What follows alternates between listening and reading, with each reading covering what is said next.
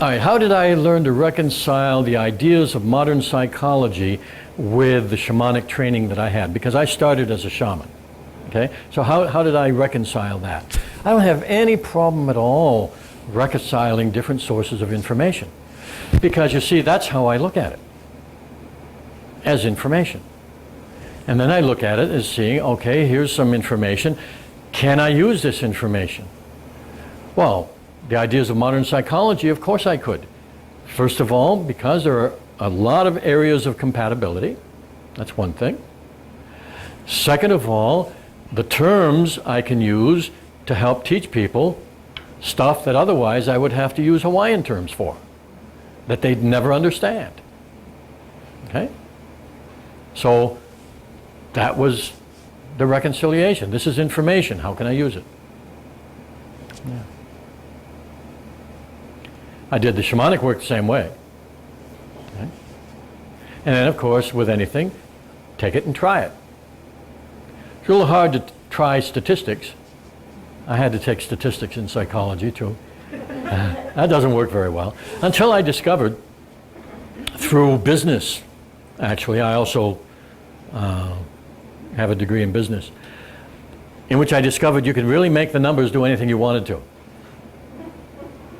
And then I realized that they were doing a lot of that in psychology. Oh, okay, here's an interesting technique. Okay.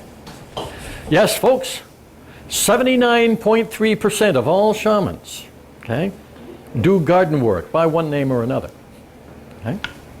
How do I know that? I have not the foggiest notion. Okay. 79.3, that sounds very authoritative. Okay. Nobody knows all of these numbers that they talk about. When you hear what I've been seeing some recently, 90% of all people in the United States do this and that. Who counted them? Nobody counted them. They counted 10 people, made percentages among those 10 people who answered a questionnaire, and then extrapolated, which means they said, all right, these are 10 people. Therefore, if we expand that 10 people and let them represent 250 million people, the same percentages should apply. Who says? Nobody's ever tested that. That's Paul theory. I just read something interesting. Something about this and how to relate to these kinds of things. Somebody sent me some information on the tsunami. Actually, we had one of these sessions where the question was brought up, and somebody mentioned that they had heard that the pole had shifted. Well, you know, when you hear about the pole shifting because of the earthquake, pole shifting carries the idea in the mind of something really big.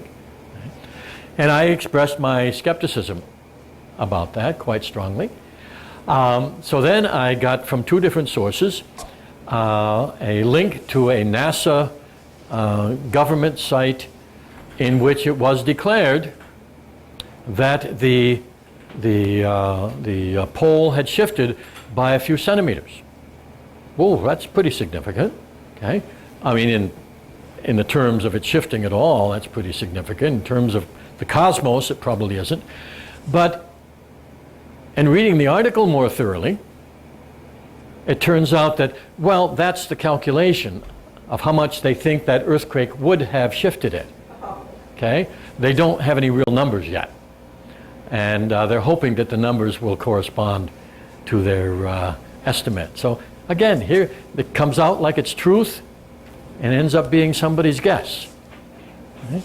Just, I wouldn't say you have to be skeptical, but realize that when somebody gives you numbers, it's just information. Okay? You don't have to decide whether it's true or not. It's just information.